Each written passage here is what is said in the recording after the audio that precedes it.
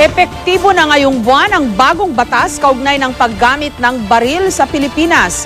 Isa sa mga binago sa ilalim ng Republic Act 10591 o ang Comprehensive Firearms and Ammunition Regulation Act ang mas mahigpit na proseso sa pagkuha ng lisensya. Pero daing ng ilang gun user habang pinapahirapan silang kumuha ng lisensya, dumarami ang mga masasamang loob na nagkakaroon ng baril sa iligal na paraan. May report si Tina Panganiban Perez. Ito ang koleksyon ng mga baril ni Hil Bugawisan, isang kolumnista sa isang tabloid. Bagamat ang ilang baril niya ay para sa pagsali niya sa mga shooting competition, meron din namang pang personal na proteksyon, lalo pat marami raw siyang nasasagasaan sa kanyang mga column. Ang problema, sa bagong batas sa pag-aari ng mga baril, mas mahihirapan ng mga tulad ni Bugawisan na magmay-ari ng armas. Sa Republic Act 10591, ang mga taong gustong magmay-ari ng baril, kailangan kumuha ng lisensya. Hiwalay pa ang lisensya ng baril. Para madala sa labas ng bahay ang baril, dapat kumuha ng hiwalay na permit to carry.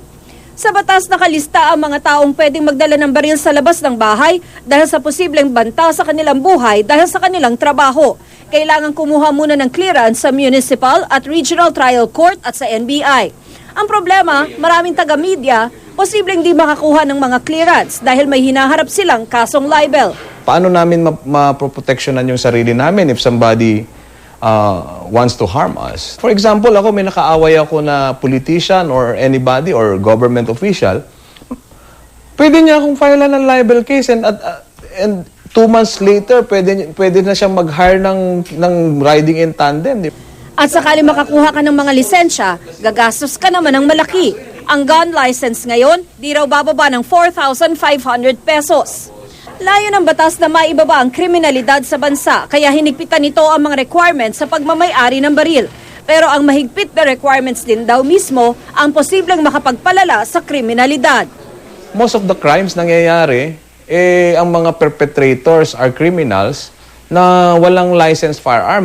Yan din ang paniwala ni Randy Taiko, gun safety officer at My Security Agency.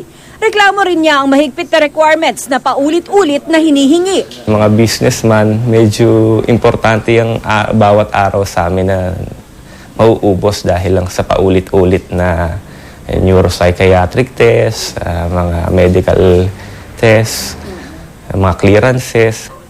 Ang Gunless Society naman, paulit-ulit nang sinasabi noon pa man na di dapat hayaang magmay-ari ng baril ang mga ordinaryong mamamayan.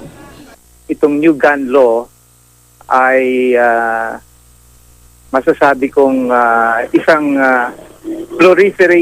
gun proliferation law, no, rather than gun control law.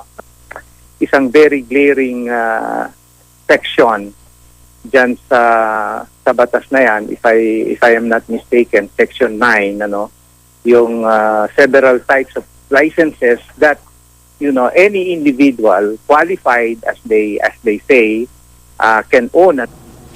Tina Panganiban Perez, GMA News.